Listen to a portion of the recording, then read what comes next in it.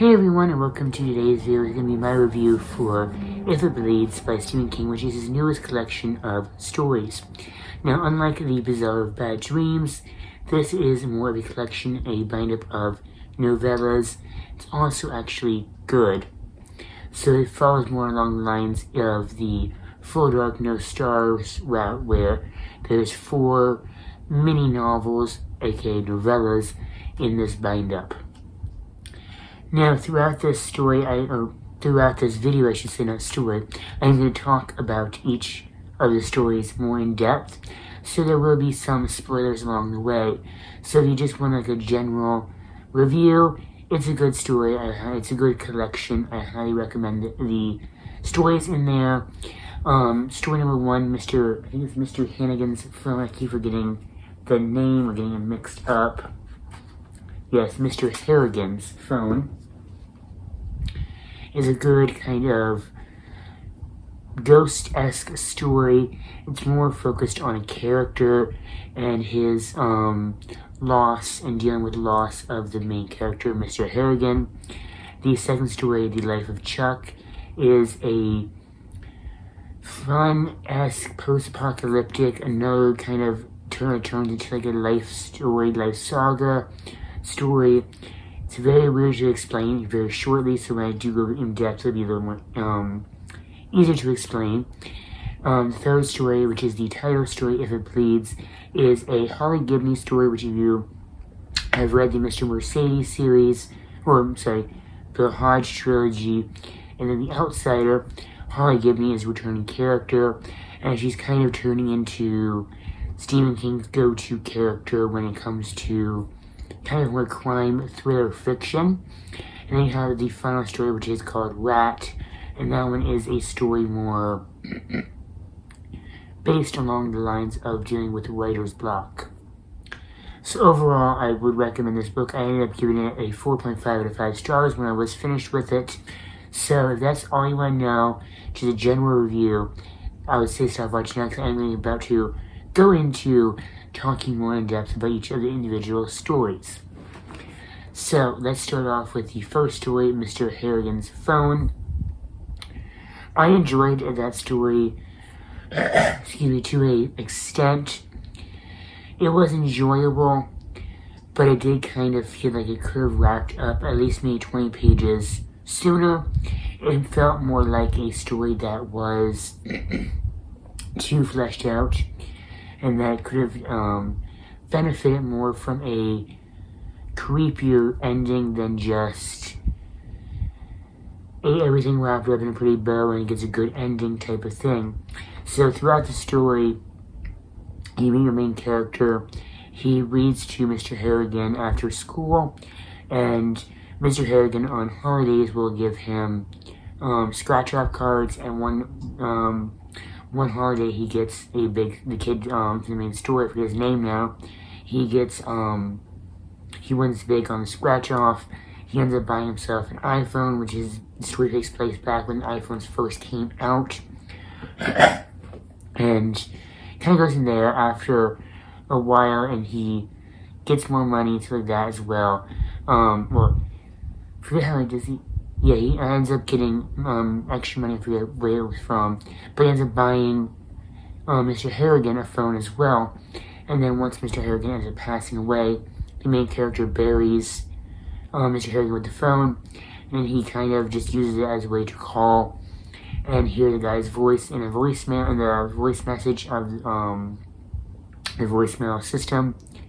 And it just kind of goes from there, where he talks to the old man, tells him about his day, and if something goes wrong, it seems like the old man's coming back to life and fixing it. So it was kind of interesting and kind of not super interesting, because it kind of brushes past things more. This felt like it would have been one that is a story where I felt like it could have wrapped up and been a little more of a open-ended book, but also at the same time I feel like it could have been a more full-length story, or more like along the lines of maybe like a 200-page story, like more along the lines of like the If It Bleeds story, which was the longest in the collection. That story feels like it could have been a lot more fleshed out, or it could have ended before it tried to flesh things out too much. So at the end of the day, actually, I gave that one a 3.5 out of 5 stars. Now on to the second story, which is The Life of Chuck. Now this one is a weird story to begin with, because it's actually 3 stories put together. The first story is kind of this post-apocalyptic, the world's ending. It is almost like this big, huge take on global warming and how the effects are going to slowly happen to the world. And the main character is seeing this billboard that says, thank you, Chuck, for 39 years, something like that. And like everyone's seeing this everywhere, type of thing. And no one knows who Chuck is. And then that story ends with just like everything going black in the world basically ending. And then you find out in story 2 that Chuck is on life support, he's dying, and his family, well, you see that in the first one, actually you see that in the first one, and you kind of piece together that the story you're reading is actually in Chuck's mind, it's Chuck's brain, and when things go black is when he dies. The second story tells the life of Chuck when he is in adulthood now, and he is off on a business trip, and it goes through the story of him meeting up with a street performer and having a dance in the middle of the street and everything like that. And then the third story tells the life of Chuck when he is a kid. So basically, basically it is the story of Chuck going backwards.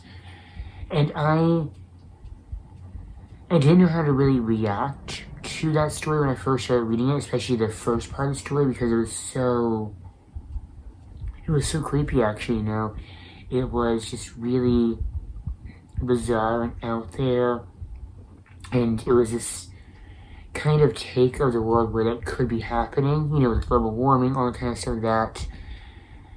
And then it goes into something else, so you it's almost like, when you go to see a movie, and it's advertised as one thing, and then you get another thing. It was kind of threw me for the loop, but by the time I was done with the third part of the story, I was really invested with it, and I really, really loved it.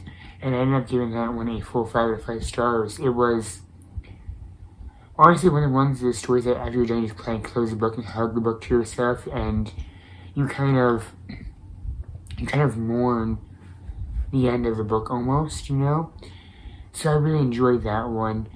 I don't think I would come back to rereading it because just how weird it was. Maybe I'd read like the sections of it, but I don't think I would actually come back and actually reread the full story.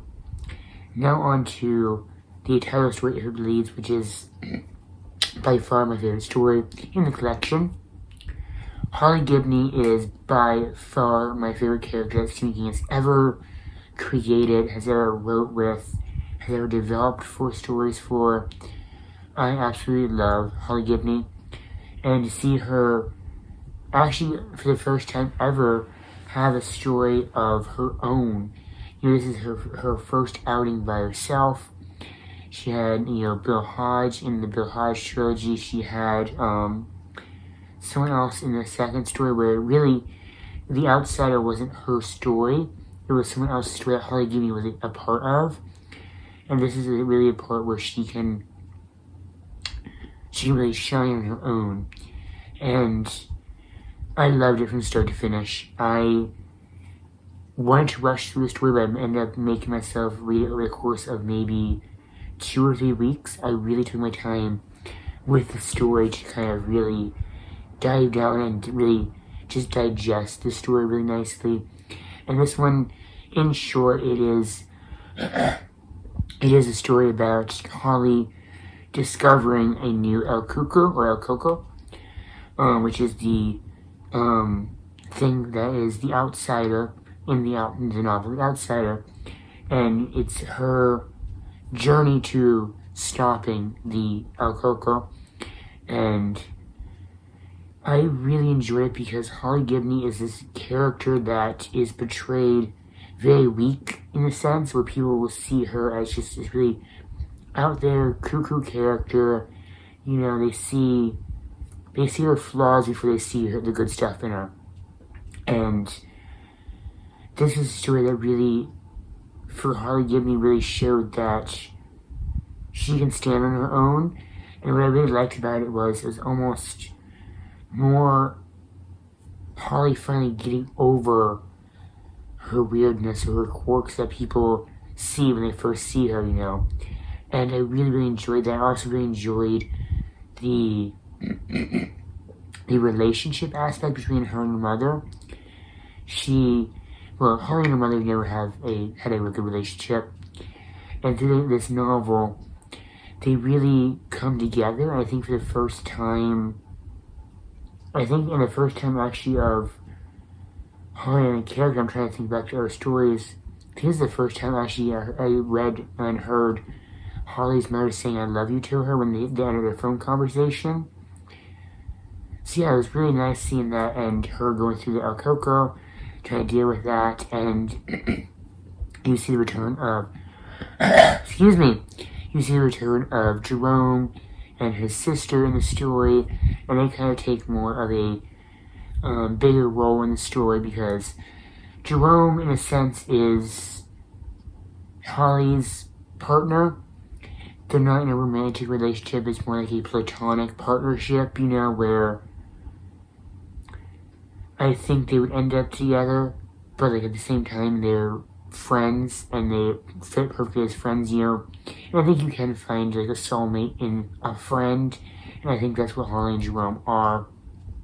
So I really enjoyed seeing them again, and I enjoyed seeing more development of Jerome's sister, and I just really enjoyed everything more, how it goes, and really I'm trying not to spoil the story as much and go in depth with it because I don't want to spoil it, because I really think this is the best story in the collection, so I don't want to talk too in depth, but I loved the journey that Harley went on, and I can't wait for more. I really hope, like, fingers crossed, that Stephen King decides to write more with Harley Gibney.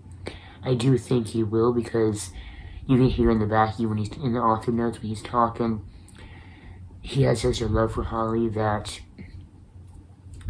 you know, we're going to see her again. We already know that, you know. So I can't wait till we meet her again on the page, because I love her. And honest, and I think you're not clear by now, I gave that story a full 5 out of 5 stars. So now on to the final story, which is called Rat. This story I really have nothing to talk too much about in that book. It is a writer who is, in a sense, dealing with writer's block, but not the traditional writer's block. He can write short stories, but every time he tries to sit down and do a novel, he can't do it. The last time he tried to write a novel, he had a full-on mental breakdown, and he gets the idea for this new novel and decides to go to his father's cabin, which is in a remote wooded location, and he decides to try and write this story. But when he's going there, it's going good, and then it starts to go bad. And when a snowstorm comes, he rescues a rat, and the rat turns out to be a talking magical rat who grants him the one wish of finishing his novel if he will sacrifice one of his loved ones. It's a story I think we've all read before. It was a surprise actually to see it in the collection, because I feel like that's a story that one, Stephen King may have done before, and two, that we've kind of all pretty much read before, or heard before, or watched before. It was a very by the books story, and it was kind of weird to be in the collection, and weird to be like, because I just felt like something I really read before and we've experienced before. So I didn't really enjoy that story that much. It was handled well. I enjoyed the writing of the story, but the story itself, I think it could have just, I think it could have been scrapped from the collection and maybe replaced something else. I just didn't really like it. I gave it a 3 out of 5 stars. It was enjoyable to read. I wasn't bored while reading it. It's just I wanted something more from the story. So overall, I really enjoyed this collection. I am so happy to be done with it and be through with it. It means I can now get back to focusing on the other books I want to read, as well as going back to The Institute, which I have only read 1 chapter in, which is a shame. So, I really enjoy this one and recommend it if you do like short stories or short novellas, or if you are a Stephen King fan, you're going to enjoy this one. Maybe not Rat, maybe not the last story, but at least 3 of the 4 stories you will enjoy. And if you can enjoy 3/4 of a collection of short stories or short stories, that made no sense, of short stories or short stories. If you can enjoy 3/4 of a collection of short stories or short novellas, you're going to enjoy this one. It's worth the money. So that's it for my review. I hope you'll enjoy this video. Hopefully it wasn't too scatterbrained, because I haven't sat down and actually done a book review in a long time. So I'm going to get back into doing them more when I finish books, especially books where I feel like I have a lot to say, or more to say than just, it was good. So, that is it for today. I hope you all enjoyed this video, and I will see you guys in the next video.